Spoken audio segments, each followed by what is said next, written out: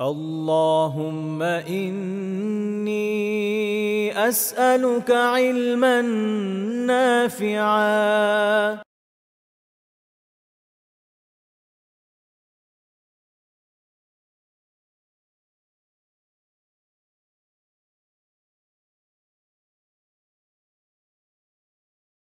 السلام عليكم ورحمة الله وبركاته.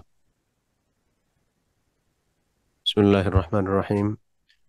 الحمد لله والصلاة والسلام على رسول الله وعلى آله وأصحابه أجمعين. اللهم سبحانك لا علم لنا إلا ما علمتنا إنك أنت العليم الحكيم.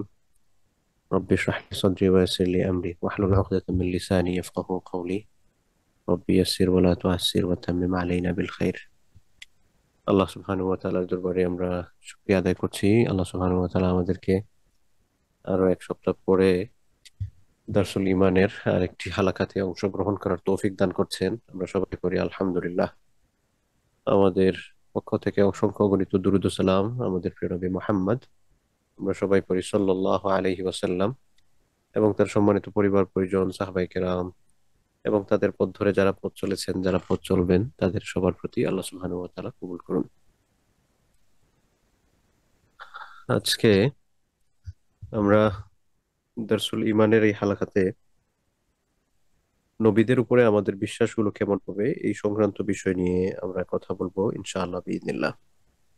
আপনারা যেমনভাবে মনে করতেছেন যে গত সপ্তাহে আমরা দারসুল ইমানের হালাকাতে নবীদের উপর আমাদের বিশ্বাস কেমন হবে এই অধ্যায়ে কথা বলতে গিয়ে আদম আলাইহিস ইসলামের ব্যাপারে কথা বলছিলাম। কোরআন কারিমে যে 25 জন নবী রাসূলের কথা বর্ণিত হয়েছে, আমরা তাদের লাইফের উপর একটু টাচ দিয়ে যাব আর কি। আর নবীদের প্রতি আমাদের বিশ্বাস কেমন হবে এই ব্যাপারে কথা বলতে গিয়ে আমরা মেনশন করেছিলাম যে আমরা কিছু নবীদের কথা জানি, জানার মাধ্যম হচ্ছে কোরআন সুন্নাহ, এবং কিছু নবীদের কথা জানি না। তো যাদের ব্যাপারে আমরা জানি তাদের ব্যাপারে আমাদের বিশ্বাস থাকবে তাদের নাম ইত্যাদি জেনে, আর যাদের ব্যাপারে আমরা জানি না তাদের ব্যাপারে আমাদের বিশ্বাস থাকবে যে আল্লাহ তাআলা তাদেরকে পাঠিয়েছেন কিন্তু তাদের ব্যাপারে আমরা তথ্য জানি না, এইভাবে আর কি। তো আজকে আমরা আদম আলাইহিস ইসলামের ব্যাপারে কথা শুরু করতে গিয়ে প্রথম যে ব্যাপারটা আমরা মেনশন করতে চাই, যেখানে স্টপ দিয়েছিলাম, তার সন্তানদের ব্যাপারে আমার যতটা মনে পড়তেছে আর কি। তো এই ব্যাপারে সূরা মায়েদার 27 নম্বর আয়াতে আল্লাহ সুবহানাহু ওয়া তাআলা মেনশন করেছেন। এই যে এখানে দেখেন, সূরা মায়েদার এটা হচ্ছে 27 নম্বর আয়াত। আল্লাহ তাআলা বলছেন ওয়াতলু আলাইহিম নাবা আবনাই আদামা বিল হক। ওয়াতলু, হে নবী আপনি পাঠ করে শোনান তাদের কাছে নাবা আবনাই আদামা, আদমের দুই ছেলের ঘটনা, দুই ছেলের সংবাদ। তো আদম আলাইহিস সালাতু ওয়াস সালামের দুই ছেলের সংবাদ কি ছিল সে ব্যাপারে যাওয়ার আগে আরেকটা ব্যাপার একটু বলি। যে আদম আলাইহিস সালামকে আল্লাহ সুবহানাহু ওয়া তাআলা যখন দুনিয়াতে পাঠিয়ে দিলেন, আদম আলাইহিস সালামের কাছে ওহী প্রেরণ করতে লাগলেন যে দুনিয়াতে তার কিভাবে চলতে হবে আর কি। কারণ পৃথিবীর মধ্যে যে সকল আবিষ্কার যা কিছুই হয়েছে, যে সকল ইনোভেশন যা কিছুই, সমস্ত সবকিছু হচ্ছে নবীদের মাধ্যমে, অর্থাৎ নবীদের কাছে বেসিক ইনফরমেশন গুলো এসেছে। এখানে একটা কথা আছে প্রায় সময় যে কোরআনুল কারীমের মধ্যে বিজ্ঞান আছে কিনা, বা বিজ্ঞান এই জিনিসটা কোথা থেকে আসছে। আর কোরআন কারীমের মধ্যে বিজ্ঞান আছে। কোরআন বিজ্ঞানের গ্রন্থ নয়, কোরআন বিজ্ঞানের বই না। তবে কোরআনুল কারীমের মধ্যে এটার ব্যাপারে দিক নির্দেশনা, বেসিক দিক নির্দেশনা দেয়া আছে। কোরআন কারীমের মধ্যে সবকিছু ইন ডিটেলস থাকবে না, কিছু ব্যাপারে যেগুলো আমাদের নেসেসারি সে ব্যাপারে ডিটেলস বলা থাকবে, যেগুলোর ব্যাপারে আমরা রিসার্চ করে বের করতে পারবো সেই ব্যাপারে বেসিক ইনফরমেশন গুলো দেয়া থাকবে। সেম এরকম ভাবে আজকালকে আমাদের যে সকল ইনোভেশন যা কিছুই হচ্ছে, এই সমস্ত ইনোভেশনের বেসিক আল্লাহ সুবহানাহু ওয়া তাআলা কোরআনুল কারীমের মধ্যে তিনি সেটা দিক নির্দেশনা দিয়েছেন। সবকিছু, সমস্ত সবকিছু। এখন বর্তমানের ইনোভেটেড সায়েন্স থিওরির সাথে এটা যদি মিলে তাহলে তো ঠিক আছে, আর যদি না মিলে তাইলে বুঝতে হবে বর্তমানে যেই দিক নির্দেশনার বা যে পথের দিকে সায়েন্স আগাচ্ছে সেই পথটা ভুল। সায়েন্সকে কোরআনের দিকে আসতে হবে। হ্যাঁ, অবিশ্বাসী যারা আছে তারা হয়তো আসবে না, কিন্তু একজন মুসলিম হিসেবে আমাদের বিশ্বাস থাকবে এরকম যে কোরআন কারিমের সাথে যা কিছু মিলবে সেটা সত্য, যেটা মিলবে না বুঝতে হবে যেটা মিলতেছে না সেটাই সমস্যা, কোরআন কারিমের মধ্যে কোনো প্রকার কোনো সমস্যা না। তো যে পয়েন্টটাতে গেছিলাম, যে সকল পয়েন্ট গুলোর মধ্যে আল্লাহ সুবহানাহু ওয়া তাআলা আমাদেরকে যে দিক নির্দেশনাগুলো দিয়েছেন সেই বেসিক নির্দেশনাগুলো আল্লাহ সুবহানাহু ওয়া তাআলা দিয়েছেন হচ্ছে নবী রাসূলদের মাধ্যমেই। তো ঠিক তেমনি ভাবে আদম আলাইহিস সালাম যখন পৃথিবীতে আসেন তখন মানুষের খাবার দাবারের প্রয়োজন হয়। তো এই খাবার দাবার সংক্রান্ত দিক নির্দেশনা কোথা থেকে আসছে? এটা আল্লাহ তাআলা আদম আলাইহিস সালামকে দিয়েছেন। এরপরে ইতিহাস চর্চা করলে বা বিভিন্ন তাফসির ঘাটলে যেটা আমরা পাই আর কি, যে আদম আলী সালাতামের যুগেই এই যে চাষাবাদ, এই সকল বিষয় মানে কৃষিকার্য বা কৃষি শিল্প যেটা আছে, ভূমিকে আবাদ করা, এই সকল বিষয় আদম আলাইহিস সালামের সময় থেকেই শুরু হয়েছে। এবং সেটা দিক নির্দেশনা আল্লাহ তাআলা দিয়েছেন আদম আলাইহিস সালামকে ওহীর মাধ্যমে। এবং বর্তমানে আমরা এই যে গাড়ি চালাই না, গাড়ি কিসের উপর দাঁড়ায় থাকে? গাড়ি থাকে হচ্ছে চাকার উপরে। এই যে চাকার উপর নির্ভর করে গাড়ি চলে, এটাও আদম আলাইহিস সালামের সময় আসছে। বলবেন যে তা আদম আলাইহিস সালামের সময় তো এরকম আমরা এখন যে গাড়ি চালাই, ইলেকট্রিক ভেহিকেল আছে, এমপিভি আছে, এসইউভি আছে, কত ধরনের কত কিছু, তো এগুলা ছিল নাকি? না, এগুলা ছিল না। কিন্তু যে চাকার উপর নির্ভর করে যে গাড়ি চলে, আমাদের প্রিভিয়াস জেনারেশন তারা গরুর গাড়ি চালাতেন, বা আমরাও দেখছি, আপনারা হয়তো অনেকেই দেখছেন। এই গরু একটা জিনিসকে টেনে নিয়ে যায়, সেটার নিচে চাকা লাগানো থাকে। এই যে চাকা, এই থিওরিটা আদম আলাইহিস সালামের সময় থেকে আসছে। তো আজকে আমরা যারা গাড়ি আবিষ্কার করে, যারা মনে করতেছেন আর কি, they have innovated something very big. No, they did not. এটা আদম আলাইহিস সালামের সময় থেকেই ছিল। তো বেসিক্যালি দ্য বেসিক থিওরি হচ্ছে যে সমস্ত সবকিছু, যত ইনোভেশন, সমস্ত সবকিছু আল্লাহ সুবহানাহু ওয়া তাআলা পবিত্র গ্রন্থ যেগুলো আছে এগুলোর মধ্যে আল্লাহ তাআলা মেনশন করেছেন। তো এখন যদি আপনি জিজ্ঞেস করেন যে তাহলে গাড়ির আবিষ্কারক কে, এটার আনসার হচ্ছে আদম আলাইহিস সালাম। এটাকে নিয়ে এখন তো মনে করেন সোশ্যাল মিডিয়ার যুগ, ফটো কার্ড একজন বানায় দিলেন যে গাড়ির আবিষ্কারক কি, আদম আলাইহিস সালাম, আপনি পোস্ট করবেন, লোকজন হাহারিয়ে দিবে। এটা হচ্ছে না বুঝার কারণ। আপনি যদি এটা রিলেট করতে পারেন কিভাবে কোথা থেকে শুরু হলো, তাহলে কিন্তু আপনি সেটা বুঝতে পারবেন। এরপরে এখানে আরেকটা ইনফরমেশন, আদম আলাইহিস সালামের যুগে খাবার দাবার যে শুরু হলো, এই খাবার দাবার ফসল, ফল ফসল আর কি, তো এই ফল ফসল গুলোর মধ্যে প্রথম কোন ফল ছিল আপনাদের কারো জানা আছে কিনা? সেটা যদি জানা থাকে মাশাআল্লাহ, যদি জানা না থাকে এটার আনসার হচ্ছে তিন ফল আছে না, আল্লাহ সুবহানাহু ওয়া তাআলা সূরা তিনের মধ্যে বলেছেন, ওয়াত-তিনি ওয়াজ-যাইতুন ওয়া তুরি সিনিন ওয়া হাযাল বালাদিল আমিন। মুফাসসিরিনে কেরামরা বলছেন যে আদম আলাইহিস সালামের সময় সর্বপ্রথম যে প্রথম যেই ফলটাকে চাষ করা হয়েছিল আর কি, এটা হচ্ছে তিন ফল। তো এটা আদম আলাইহিস সালামের সাথে রিলেটেড একটা ইনফরমেশন। যাই হোক, তো এবার আসি আমরা আদম আলাইহিস সালামের দুই পুত্রের কাহিনী। এগুলো সম্পর্কে কথা বললে অনেক বিস্তারিত কথা বলতে হয়, আমরা তো এত লম্বা কথা বলতে পারবো না। যাদের সময় আছে, সুযোগ আছে, আপনারা তাফসির গুলো পড়িয়েন। এই ক্ষেত্রে বাংলা যে সকল তাফসির গুলো আছে, বা এখন তো বড় বড় তাফসির যেগুলো, সেগুলোর অনেকগুলোরই অনুবাদ হয়ে গেছে, এগুলো আপনারা একটু পড়বেন। তাহলে ইমানটা দৃঢ় হবে, ইমানের সাথে আপনি রিলেট করতে পারবেন আর কি।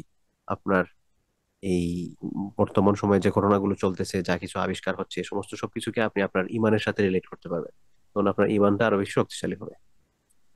আচ্ছা, এবার আদম আলাইহিস সালামের দুই পুত্রের ব্যাপারে কথা বলতে যাই। ওয়াতলু আলাইহিম, আল্লাহ তাআলা বলছেন যে আপনি তাদের কাছে পাঠ করে শোনান, নাবা আবনাই আদম, আদমের দুই সন্তানের ব্যাপারে। ঠিক আছে, বিল হক, এটা হচ্ছে সত্য ঘটনা যেটা আর কি, যথার্থভাবে যেটা আপনি বলবেন, যেটা হয়েছে সেটা। কি হয়েছিল তাদের মধ্যে? ইয কাররাবা কুরবানান ফাতুকুব্বিলা মিন আহাদিহিমা ওয়া লাম ইউতাকাব্বাল মিনাল আখার, যখন তারা দুইজনে কুরবানি করছে আল্লাহ সুবহানাহু ওয়া তাআলার নৈকট্য অর্জনের জন্য। ইয কাররাবা কুরবানান, তারা নৈকট্য অর্জনের জন্য কোরবানি করছে, তাদের একজনেরটা গ্রহণ করা হয়েছে, ওয়ালাম ইউতাকাব্বাল মিনাল আখার, এবং আরেকজনেরটা গ্রহণ করা হয় নাই। যারটা গ্রহণ করা হয় নাই সে বলল, কালা লা আকতুলান্নাক, আমি তোমাকে হত্যা করব। এই যে দুইজন, এই দুইজন কারা? আপনারা অনেকেই জানেন, এই যে হাবিল আর কাবিল আর কি। তো কাবিল, বিভিন্ন তাফসীর গ্রন্থে যেটা পাওয়া যায় আর কি, কাবিল ছিল হচ্ছে আদম আলাইহিস সালামের বড় সন্তান, এবং হাবিল ছিলেন তার চেয়ে ছোট। হাবিল এবং কাবিলের মধ্যে, তাদের মধ্যে একটা দ্বন্দ্ব হয়। দ্বন্দ্বের বিষয়বস্তু কি ছিল, এটার মধ্যে মুফাসসিরিনে কেরামের মধ্যে একটা মতের ভিন্নতা আছে। একটা ঘটনা আমাদের সমাজে যেটা খুব বেশি প্রচলিত, সেটা হচ্ছে যে আদম আলী ইসলামের যে সন্তানরা, তারা হচ্ছে জুড়ায় জুড়ায় প্রথমে জন্মগ্রহণ করতেন, এক ছেলে এক মেয়ে এরকম করে করে, যেহেতু পৃথিবীতে আর কোনো মানুষ ছিল না।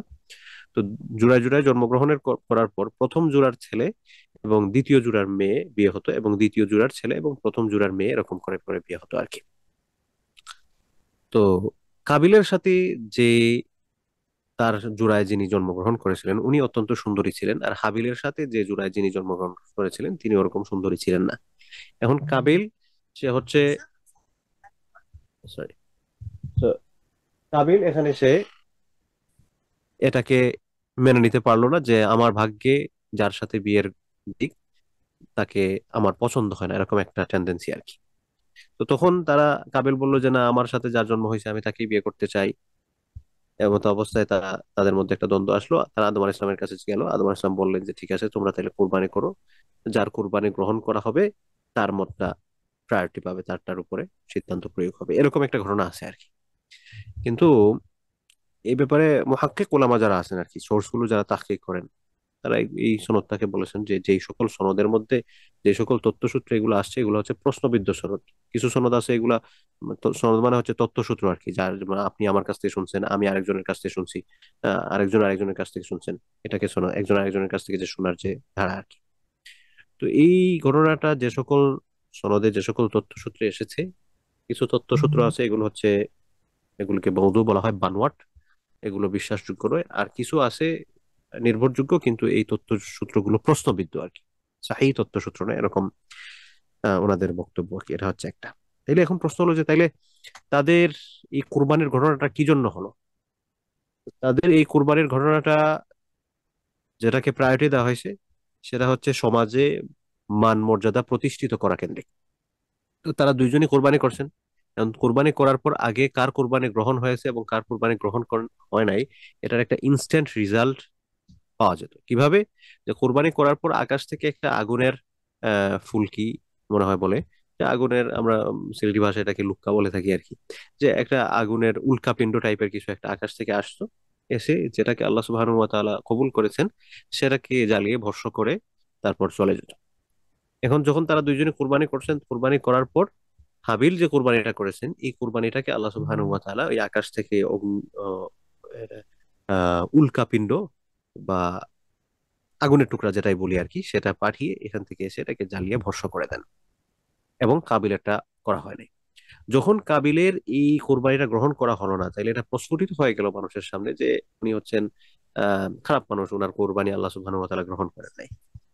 তো এখানে আরেকটা বিষয় আমরা এখান থেকে শিক্ষা পাই, যে আমরা যে কোরবানির যে একটা আহ, দিক আমরা পেয়েছি, আমাদের ঈদুল আজহার সময় আমাদের যে কোরবানি করতে হয়, এই কোরবানির মধ্যে যদি আমাদের এরকম বিধান থাকতো যে কার কোরবানি গ্রহণ হচ্ছে আর কার কোরবানি গ্রহণ হচ্ছে না, এটা যদি ইনস্ট্যান্ট রেজাল্ট থাকতো, তাইলে কিন্তু একেবারে ইনস্ট্যান্ট আমরা পেয়ে যেতাম যে আহ, আমাদের রেজাল্ট। এখন ইনস্ট্যান্ট রেজাল্ট পেয়ে গেলে যেটা আমাদের সাথে ঘটতো আর কি, প্রচুর মানুষকে অপমানিত হতে হতো, প্রচুর মানুষকে অপমানিত হতে হতো। এটা হচ্ছে একটা। আর আরেকটা হচ্ছে যে যারা হয়তো আল্লাহ সুবহানাহু ওয়া তাআলার সন্তুষ্টির জন্য কোরবানি দিয়েছেন, সমস্ত সবকিছু ঠিক আছে, কিন্তু আমরা এখন যেরকম ভাবে গোশত খেতে পারি আর কি, ওই রকম গোশত খাওয়ার কিন্তু আমাদের এই সুযোগটা কিন্তু থাকতো না। তো একদিক দিয়ে আমরা আল্লাহ সুবহানাহু ওয়া তাআলার শুকরিয়া আদায়, একদিক দিয়ে না, সব দিক দিয়ে আমরা আল্লাহ তাআলার শুকরিয়া আদায় করছি। শুকরিয়া আদায়ের একটা দিক হচ্ছে যে আমরা, আল্লাহ সুবহানাহু ওয়া তাআলা আমাদেরকে গোশত খাওয়ার একটা সুযোগ দিয়েছেন, আর একটা হচ্ছে সাক্ষাৎ ও অপমানিত হওয়া থেকে বাঁচায় ফেলছেন। মানে আপনি চিন্তা করেন কত মানুষ আছে লৌকিকতা প্রদর্শনের জন্য কোরবানি দেয়, এদের কোরবানিগুলো কবুল হতো না এবং সমাজে মানুষের সামনে এরা যে কি পরিমাণ অপমানিত হতো। আল্লাহ সুবহানাহু ওয়া তাআলা আমাদেরকে এই অপমানটা থেকে বাঁচায় ফেলছেন। এটা হচ্ছে আর কি আমাদের জন্য বহু বড়, অনেক বড় একটা অ্যাডভান্টেজ আর কি। আল্লাহ সুবহানাহু ওয়া তাআলা আমাদেরকে এভাবেই রাখুন। যাই হোক, তো যখন তারা দুজনে কোরবানি দিলেন, কোরবানি দেওয়ার পর একটা কোরবানি গ্রহণ করা হলো, আর একটা কোরবানি যখন গ্রহণ করা হলো না, তখন মানুষের সামনে প্রস্ফুটিত হয়ে গেল যে কাবিল হচ্ছেন একজন খারাপ মানুষ। কারণ খারাপ মানুষ যখন প্রকাশ পেয়েছে তখন সে খুব বেশি রাগান্বিত হয়েছে, তার প্রেস্টিজের ব্যাপার, মানিজ্যের ব্যাপার। ওই সে বলছে কাল আলা আখতুলান্নাক, সে বললো যে অবশ্যই অবশ্যই আমি তোমাকে হত্যা করবো। কালা ইন্নামা ইয়াতাকাব্বালাল্লাহু মিনাল মুত্তাকিন, তখন ওই হাবিল আনসার করতেছেন যে দেখো, আল্লাহ সুবহানাহু ওয়া তাআলা কিন্তু আল্লাহ ভীরু যারা আছেন, মুত্তাকি যারা আছেন তাদের কাছ থেকে গ্রহণ করেন। সুতরাং আমার উপর, এটার ভাবার তোটা বলতেছে আর কি, যে তুমি আমার উপর রাগান্বিত হচ্ছ, এখানে তো আমার দিকে কিছু নাই, বরং তুমি গ্রহণ করো নাই, আহ, এটা প্রপারলি প্রপার ওয়েতে তুমি এটাকে ইমপ্লিমেন্ট করো নাই, সেই জন্য আল্লাহ সুবহানাহু ওয়া তাআলা গ্রহণ করেন নাই। এটা আমার কিছু না, মূলত হচ্ছে তুমি হয়তো মুত্তাকি হতে পারো নাই, এজন্য তোমারটা গ্রহণ করা হয় নাই। তবে হ্যাঁ, তুমি লাইম বাসাত্তা ইলাইয়া ইয়াদাকা লিতাকতুলানি মা আনা বিবাসিতি ইয়াদিয়া ইলাইকা লিআকতুলাক, তুমি যদি তোমার হাতকে আমার দিকে প্রসারিত করো আমাকে হত্যা করার জন্য, তবে আমি আমার হাতকে তোমার দিকে হত্যা করার জন্য প্রসারিত করব না। ইন্নী আখাফুল্লাহ রাব্বাল আলামিন, নিশ্চয় আমি আল্লাহ সুবহানাহু ওয়া তাআলাকে ভালোবাসি, আল্লাহকে ভয় করি। আখাফ, আমি ভয় করি রব্বাল আলামিন, যিনি হচ্ছেন সমস্ত জাহানের রব, প্রতিপালক। এটা হচ্ছে ঘটনা। এখানে আবার আরেকটা জিনিস শিক্ষা আছে। এই যে আয়াতের মধ্যে হাবিল বললেন যে তুমি আমাকে হত্যা করার জন্য হাত প্রসারিত করলো, আমি করব না। তার মানে আমার সাথে কেউ একজন খারাপ কাজ করলে আমিও তার সাথে সমান খারাপ কাজ করতে যাব না। কারণ একজন আমার সাথে খারাপ কোনো কিছু করছে, এটার সাথে সাথে আমি সেম খারাপ কাজটা করলাম, এটা আমার জন্য উচিত নয়। বরং আমি সেম খারাপ কাজটা করলাম, তার মধ্যে এবং আমার মধ্যে আসলে আর কোনো পার্থক্য থাকলো না। সেজন্য একজন মানুষ কেউ যদি আমার সাথে খারাপ কাজ করে, আমার কাজ কি? আমি নিজেকে খারাপ থেকে বাঁচিয়ে রাখার চেষ্টা করব, তার খারাপ কাজটাকে প্রতিহত করার চেষ্টা করব। এটাই হচ্ছে আমার সর্বোচ্চ চেষ্টা। আমি নিজে থেকে আবার খারাপ কাজ করতে যাব না। যদি আমি নিজে থেকে আবার খারাপ কাজ করতে যাই, তাহলে তার এবং আমার মধ্যে আসলে কোনো প্রকার কোনো পার্থক্যটা থাকলো না। তো এই ব্যাপারে আমাদেরকে এই দৃষ্টিভঙ্গিটা যেন লালন করি আর কি। আচ্ছা, এরপরে হাবিল বললেন ঠিক আছে, তুমি আমার দিকে প্রসারিত করে হত্যা করতে চাইলে আমি করব না, আমি আল্লাহকে ভয় করি। ইন্নী উরিদু আন তাবুআ বিইসমি ওয়া ইসমিকা ফাতাকুনা মিন আসহাবিন নার।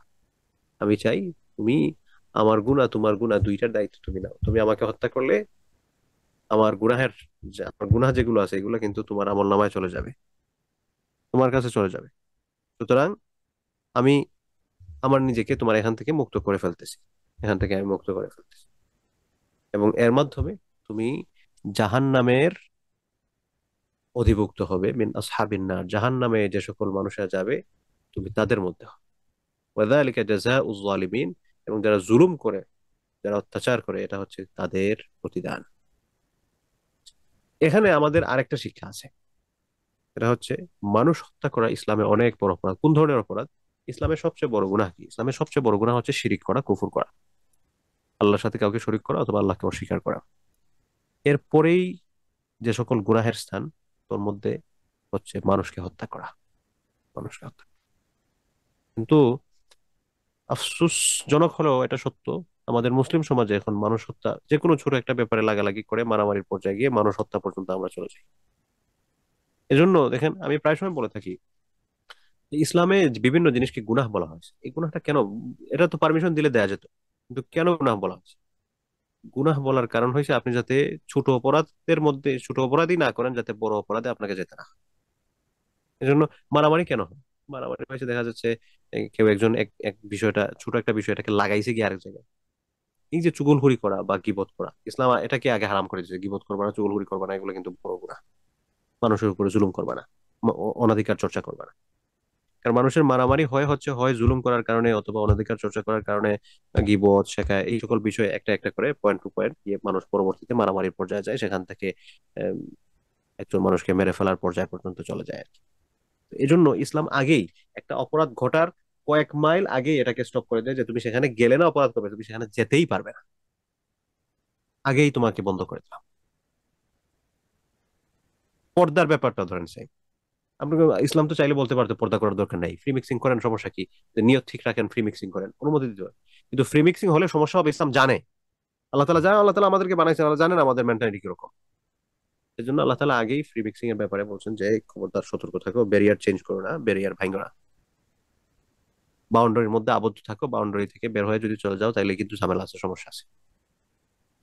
এটাই হচ্ছে মেইন বিষয় ইসলামের। এই বিষয়টা হচ্ছে আমাদের জন্য একটা গুড অ্যাডভান্টেজ, যে ইসলাম আমাকে প্রথমেই অপরাধ থেকে রুখতেছে। অপরাধে পৌঁছার পর অপরাধ করবো কি করবো না সেটা নয়, বরং এই অপরাধের পথেই হাঁটে না, এখানে সামনে কি অপরাধ আছে, এই পথেই যাওয়া যাবে না, আগেই বন্ধ।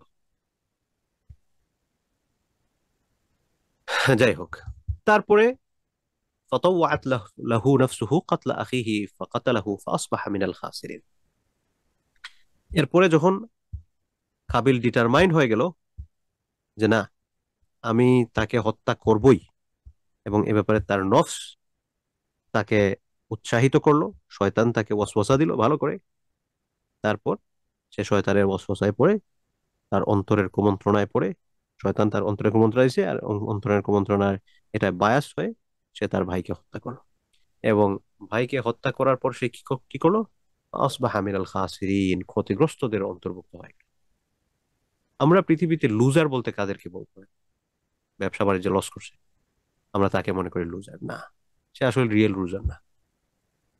আসলে যারা আখেরাত বরবাদ করছে তারা হচ্ছে দ্য মেইন লুজার। কারণ আপনি আখেরাত, কার আখেরাত হচ্ছে বরবাদ হচ্ছে, যে সকল কারণে পুরো আখেরাত বরবাদ হয়ে যায়, তোর মধ্যে একটা হচ্ছে শিরিক করা, কুফর করা, আর একটা হচ্ছে মানুষকে, আপনি মানুষকে হত্যা করছেন, আপনার আখেরাত বরবাদ, আপনার আখেরাত বরবাদ।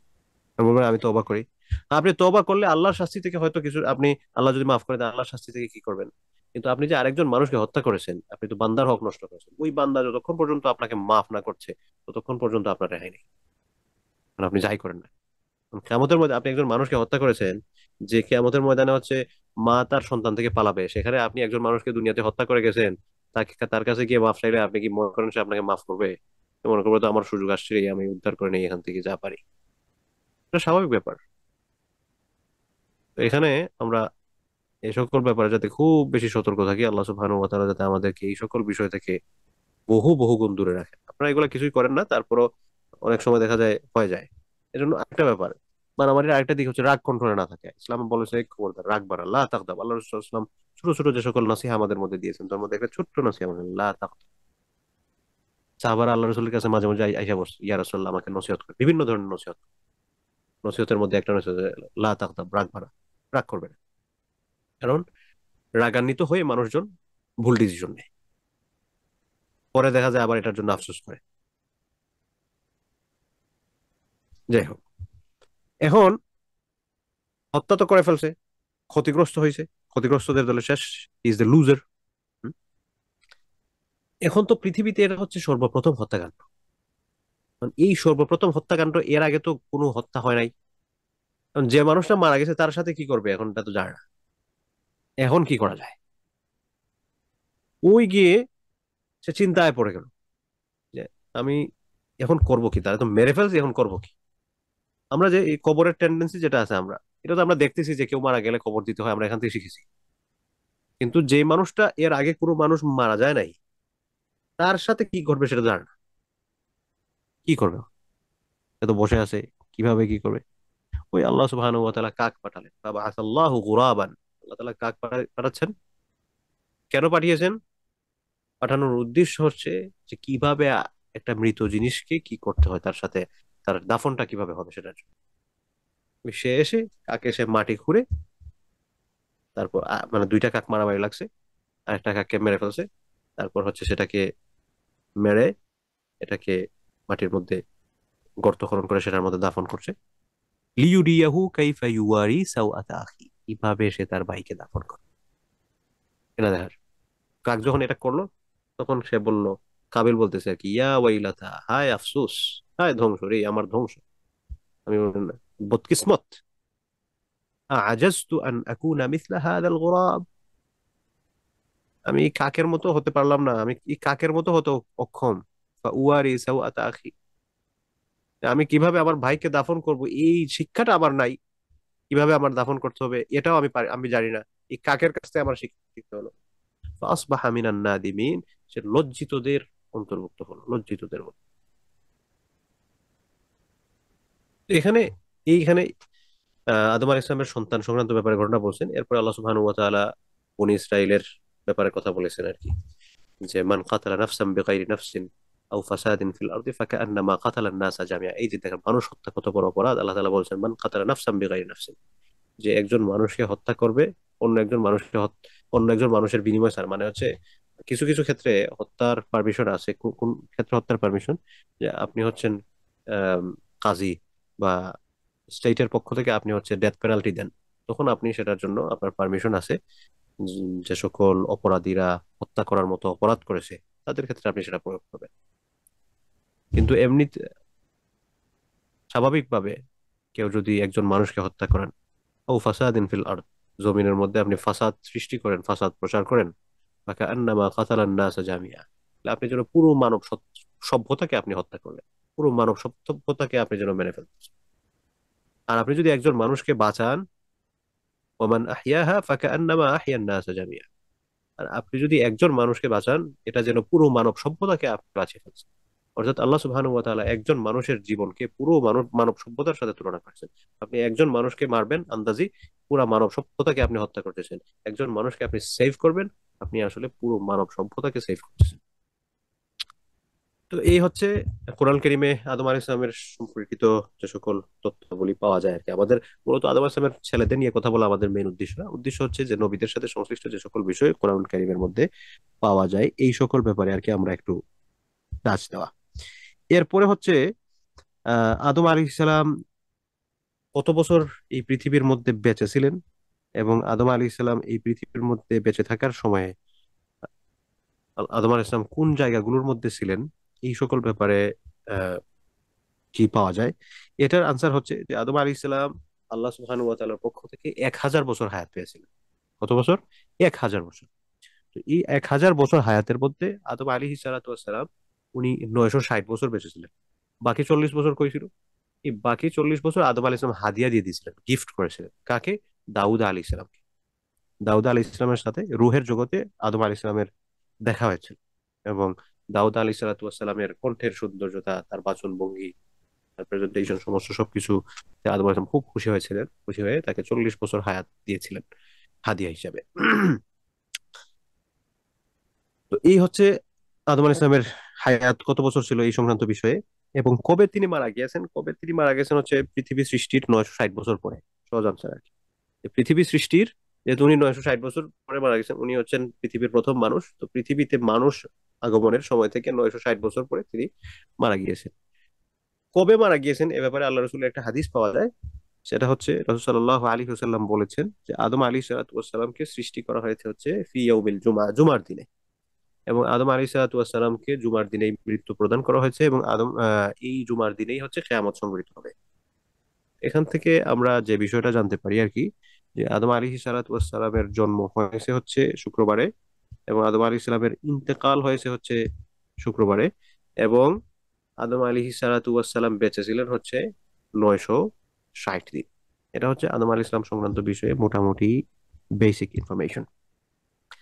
এবার আদম আলাইহিস সালামের পরবর্তী নবীকে, পরবর্তী নবী হিসেবে আমরা একজন মানুষের নাম পাই। তার নাম হচ্ছে শীস আলাইহিস সালাম।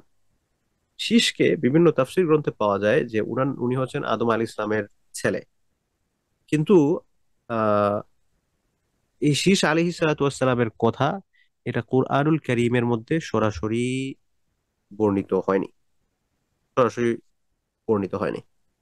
তবে শীস আলাইহিস সালাম কি নবী ছিলেন কিনা বিভিন্ন তাফসীর গ্রন্থে, বিভিন্ন গবেষণায় যেটা পাওয়া যায় আর কি, যতটুকু সোর্স, সেই সোর্স অনুপাতে আমরা যেটা পাই যে শীস আলাইহিস সালাতু ওয়াস সালাম তিনি হচ্ছেন নবী ছিলেন। কিন্তু সরাসরি যেহেতু কোরআনুল কারীমের মধ্যে আমরা ওইরকম আহ পাই না, সেজন্য আমরা খুব বেশি কিছু বলতে যাবো না আর কি। তবে এতটুকু যতটুকু পাওয়া যায় যে আদম আলী সালাতু ওয়াসসালামের ইন্তেকালের পর আদম আলী ইসলামের সন্তান শীস আলী ইসলামকে হচ্ছে নবুয়তের দায়িত্ব দেওয়া হয়। কারণ ওই সময় নবীর ছেলে নবী এরকম একটা পরম্পরা অনেক লম্বা সময় চলেছে। কারণ মানুষদেরকে হেদায়েত করার জন্য তো মানুষের প্রয়োজন ছিল, এবং আল্লাহ সুবহানাহু ওয়া তাআলা তো প্রত্যেক জাতিগোষ্ঠীর কাছে নবী রাসূল প্রেরণ করেছেন, নবী বা রাসূল।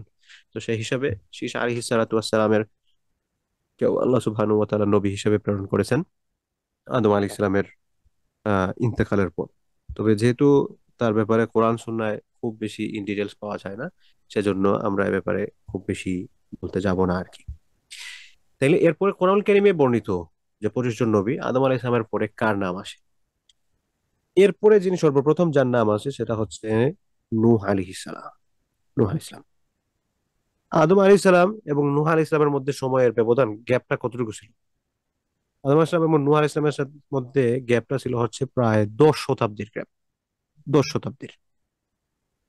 এবং নূহ আলাইহিস সালাম যখন এই পৃথিবীতে নবী হিসেবে আগমন করেন, আগমনের প্রেক্ষাপটটা এরকম ছিল যে সেই সময়ে সাধারণত যেরকম আর কি নবীগণ না থাকলে দেখা যায় মানুষদের মধ্যে কুসংস্কার এগুলো বিস্তৃতি লাভ করে। তো ঠিক ওরকম ভাবে নূহ আলাইহিস সালাতু ওয়াস সালামের সময়ে আল্লাহ সুবহানাহু ওয়া তাআলা নূহ আলাইহিস সালামকে প্রেরণ করার পূর্বে এই সময় যে মানুষ যারা ছিল তাদের মধ্যে কুসংস্কার, বিভিন্ন ধরনের কুসংস্কার তারা তাদের মধ্যে ছড়িয়ে পড়েছিল। এখানে একটা প্রশ্ন যে তারা কি শিরকের সাথে জড়িত ছিল কিনা। এখানে দুইটা মত পাওয়া যায়। একটা হচ্ছে যে শিরকের শুরু হয়েছে নূহ আলাইহিস সালামের পরবর্তী সময় থেকে।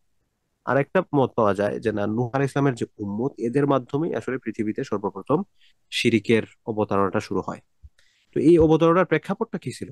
এই অবতারণার প্রেক্ষাপটটা ছিল হচ্ছে এরকম যে তাদের মধ্যে যারা সম্মানী মানুষ ছিল, আল্লাহওয়ালা পরহেজগার মানুষ যারা ছিলেন, দিনদার মানুষ যারা ছিলেন, তারা যখন মারা গেলেন, তখন শয়তান এই সকল মানুষদের যারা অনুগামী আছেন বা তাদের যারা ফ্যান ফলোয়ার আছেন বা তাদেরকে যারা মহব্বত করেন আর কি, সহজ কথা, এদের মধ্যে গিয়ে একটু তারা ব্রেন ওয়াশ করলো যে দেখো, তুমি তাকে মহব্বত করতে, খুব ভালো মানুষ ছিলেন, এই মানুষটা তো মারা গেছেন, এখন এই মানুষটার একটা স্ট্যাচু যদি তুমি বানিয়ে রাখো, তাইলে উনাকে তোমার মনে থাকবে, এবং উনার প্রতি একটা রেসপেক্ট যে তোমার আছে, এটা তুমি মানুষদেরকে দেখাতে পারবে, এবং এই স্ট্যাচুর মাধ্যমে তুমি মানুষদের মাঝে তার ব্যাপারে ইনফরমেশন গুলো স্প্রেড করতে পারবে, তার তথ্যগুলো বিস্তার করতে পারবে, মানুষরা মনে রাখবে এই স্ট্যাচুর মাধ্যমে, যখনই তাকে দেখবে এই অমুক ছিল, অমুক একজন স্কলার ছিলেন, এই টাইপের কিছু। তো তখন তারা, এটা তো একটা ভালো আইডিয়া। আমাদের সময় এখন দেখেন না যে শহীদ মিনার বানায় রাখে বা বিভিন্ন স্তম্ভ, এই স্তম্ভ সেই স্তম্ভ মানুষের রিমেম্বারেন্স হিসেবে যে বানায় রাখে আর কি। তো সেইভাবে বললো যে বানাইতে পারো, ওনারা বানালেন। তো বানানোর পর তাদের এই জেনারেশন এইভাবেই ছিল। এরপরে আস্তে আস্তে দেখা গেল শয়তান এই যে কুমন্ত্রণা দিতে আছে, শয়তানের কাজই তো হচ্ছে এটা, যে একটানে মানুষদেরকে নিচে নিয়ে যাবে না, মানুষদেরকে হচ্ছে ধীরে ধীরে ধীরে ধীরে হচ্ছে নিচে নিবে।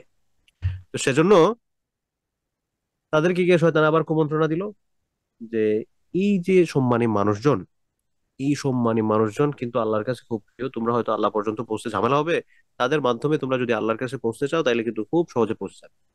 সুতরাং এই যে তাদের স্ট্যাচু গুলো আছে, তাদেরকে সম্মান করা, তাদের কবরকে সম্মান করা ইত্যাদি তোমরা করতে পারো। ওই থেকে তারা ওই যে স্ট্যাচু গুলো যেগুলো আছে আর কি, প্রতিবিম্ব, এগুলোকে তারা সম্মান করা শুরু করলো, এবং সম্মান করার একটা পর্যায়ে সম্মান করতে করতে জেনারেশন যখন চেঞ্জ হলো, দেখা গেছে পরের জেনারেশন ওইভাবে জানে না, করতে করতে একটা পর্যায়ে তারা দেখা গেল এগুলোর ইবাদত করা শুরু করলো। এবং এইভাবে এই যে মূর্তি পূজা যেটা আছে আর কি, এই মূর্তি পূজাটা শুরু হয়েছে হচ্ছে এভাবে, অর্থাৎ কবর পূজা, তারপর হচ্ছে আপনার স্ট্যাচু পূজা, ভালো ভালো মানুষদের, এখান থেকে আস্তে আস্তে আস্তে আস্তে আস্তে আস্তে তারপর হচ্ছে মূর্তি পূজা যেগুলো, সেগুলোর শুরুটা হয়। এজন্য আমরা অনেক সময় মনে করতে পারি যে কাউকে সম্মান প্রদর্শন করা একটা স্তম্ভের মাধ্যমে, এটার মধ্যে খারাপ কি? খারাপটা হচ্ছে এটা আপনাকে শিরক পর্যন্ত পৌঁছায় দেবে, শিরক পর্যন্ত পৌঁছায় দেবে। এগুলোর ব্যাপারে আমরা যাতে খুব সতর্ক থাকি। যাই হোক, তো কথা প্রসঙ্গে আসছিল, বললাম যে এটা নূহ আলাইহিস ইসলামের উম্মতের মধ্যে নাকি নূহ আলাইহিস ইসলাম আগমনের যে উম্মতের এটা তো তার উম্মত থেকে হয়েছে, কিন্তু উম্মত থেকে যে শুরু হয়েছে এটা নূহ আলাইহিস ইসলাম আসার পর, অর্থাৎ তিনি দুনিয়া থেকে চলে যাওয়ার পর, নাকি তিনি পৃথিবীতে আসার পর, এর মধ্যে একটু কথা আছে আর কি।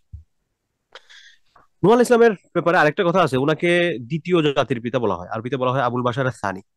অর্থাৎ আদম আলাইহিস ইসলাম হচ্ছেন মানব জাতি, সরি জাতির পিতা মানে হচ্ছে মানব জাতির আর কি। মিল্লাতা আবিকুম ইব্রাহিম বলে ইব্রাহিম ইসলামকে যেটা বলা হয়েছে আর কি, মুসলিম মিল্লাতের পিতা, সেটা আরেকটা বিষয়, সেটা নিয়ে ইব্রাহিম ইসলাম নিয়ে নিয়ে যখন কথা বলবো তখন বলবো।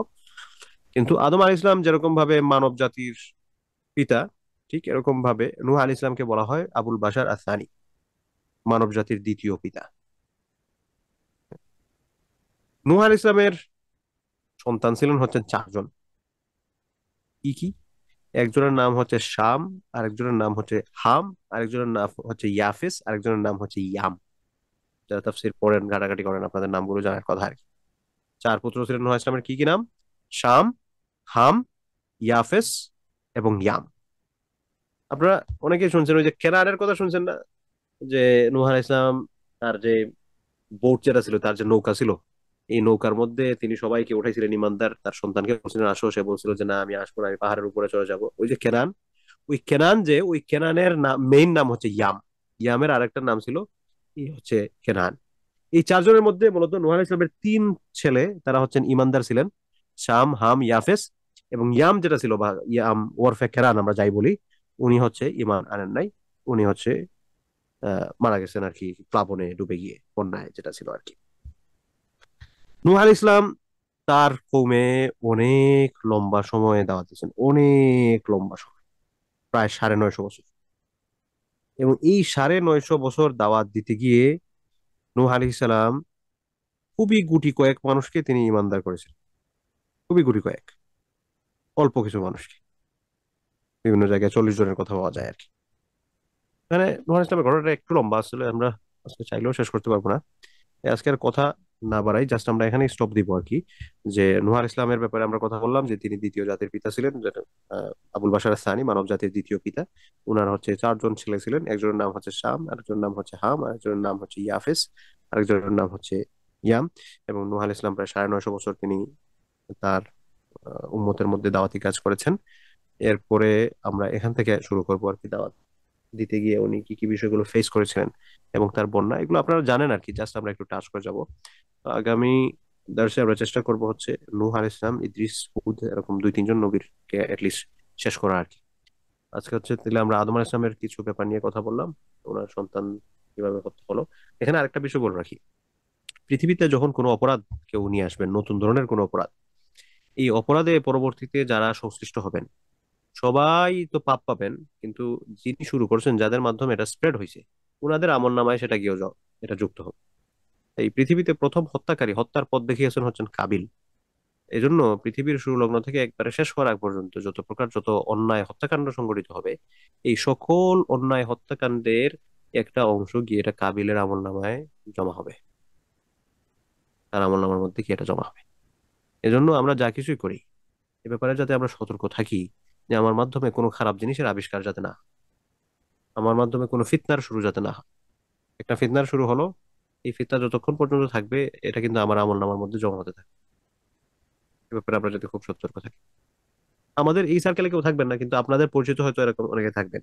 বর্তমানে তো সোশ্যাল মিডিয়া ইনফ্লুয়েন্সের যুগ, অনেকে হচ্ছে ভিউয়ের আশায় অনেক কিছু করেন, কত ধরনের কত ভিডিও, কত মন্তব্য, কত কিছু পোস্ট করেন। আপনি উম, আপনার একটা সোশ্যাল মিডিয়া আছে, ধরেন ইনস্টাগ্রাম আছে বা ফেসবুক বা এনিথিং এলস লাইক দ্যাট। আপনি এখানে একটা জিনিস পোস্ট করেছেন, এটা হচ্ছে হারাম জিনিস, কারণ এটার সাথে এঙ্গেজমেন্ট যাদের যাদের থাকবে, আপনি হয়তো দুনিয়া থেকে চলে গেছেন, কিন্তু ওই এঙ্গেজমেন্টের কারণে দেখা যাবে প্রত্যেকের আমল নামায় গিয়ে গিয়ে এগুলো জমা হচ্ছে। এজন্য আমরা তো এখন সোশ্যাল মিডিয়া সবাই কম বেশি চালাই। তো সোশ্যাল মিডিয়া চালানোর ক্ষেত্রে একটা ব্যাপার খেয়াল রাখবেন, যে আপনি যদি আজকে মারা যান, আপনার সোশ্যাল মিডিয়া যেরকম রেখে যেতে যেতে চান ওই রকম আপনি রাখেন। কারণ আপনি কতদিন বাঁচবেন এই গ্যারান্টি আপনারা কে দিছে? আবার আমাকে কে দিছে? আমার কি আছে? এটা নাই তো। কারণ আমি যদি চলে যাই, আমার সোশ্যাল মিডিয়া এরকম রেখে আছে, আমার এটার কর্মগুলো কিন্তু আমার নামায় জমা হতে থাকে। কারণ আমি চলে গেছি, ফেসবুক তো আছে, আমি চলে গেছি, ইনস্টাগ্রাম তো আছে, আমি চলে গেছি, কি বলে আরো, টিকটক আছে, আরো কত সোশ্যাল মিডিয়া আছে। এগুলোর মধ্যে আমি আমার আমল নামাগুলো পোস্ট করে রাখছি। এগুলোর মাধ্যমে দেখা যাচ্ছে আমি হয়তো আমার কোনো একটা খারাপ ইনফ্লুয়েন্স করতেছি, বা আমি একটা এমন কিছু দিছি যেটা হচ্ছে দিনের সাথে সাংঘর্ষিক। এগুলো কিন্তু আমার এখানে জমা হয়ে থাকে। তাই কোনো কিছু পোস্ট করার ক্ষেত্রে, কোনো কিছু শেয়ার করার ক্ষেত্রে, কোথাও মন্তব্য করার ক্ষেত্রে আপনারা বা আমরা আমরা সবাই যাতে এ ব্যাপারে একটু কেয়ারফুল থাকি, যে আমরা যা কিছু করছি এগুলো কিন্তু নোট করা হইতেছে, সবকিছু নোট করা হইতেছে, এবং এগুলা কিন্তু লং টার্ম আমাদেরকে ভোগ করতে হবে। এই করার আগে যাতে ভাবি আর কি। যাই হোক, আল্লাহ সুবহানাহু ওয়া তাআলা আমাদেরকে বোঝার তৌফিক দান করুন। আমরা নবী রাসূলদের প্রতি বিশ্বাস কেমন হবে এই অধ্যায়টা নিয়ে কথা বলছি। এই অধ্যায়ে কথা বলতে গিয়ে কোরআন বর্ণিত 25 জন নবী, তাদের জীবন নিয়ে আমরা একটু কাজ করব। এখানে আজকে আমরা আদম আলাইহিস সালামের একটা অংশ নিয়ে কথা বলেছি, এরপর হচ্ছে নূহ আলাইহিস সালাতু ওয়াস সালামের জীবনের শুরুটা আমরা করেছি। আমরা আগামী সপ্তাহে আশা করি নূহ আলাইহিস সালামকে শেষ করবো, এরপর আরো একজন নবী তার জীবন নিয়ে কথা বলার চেষ্টা করবো আর কি, ইনশাআল্লাহ।